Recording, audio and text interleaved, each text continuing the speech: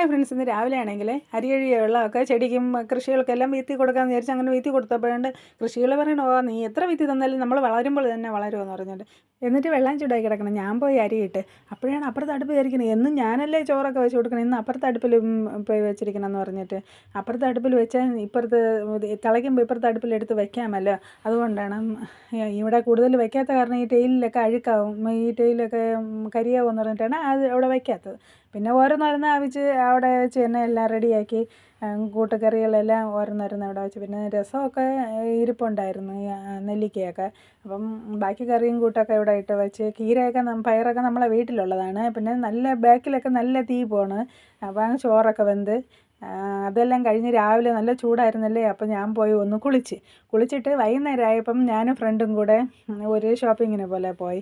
അപ്പം കുറച്ച് സാധനങ്ങൾ വാങ്ങാം. അപ്പോൾ പെട്രോൾ തിന്നുകൊണ്ട് അവൾ പെട്രോളൊക്കെ അടിച്ചത്. പിന്നെ ഇത് ഒരു കടയിൽ ഇരിക്കുന്ന കണ്ടുകൊണ്ട് ഇങ്ങോട്ട് വരുമ്പോൾ വാങ്ങിയിട്ട് വന്നു. അങ്ങനെ ചോളം വാങ്ങിച്ചു. ഓക്കെ ഫ്രണ്ട്സ്, ഇന്നത്തെ വിശേഷം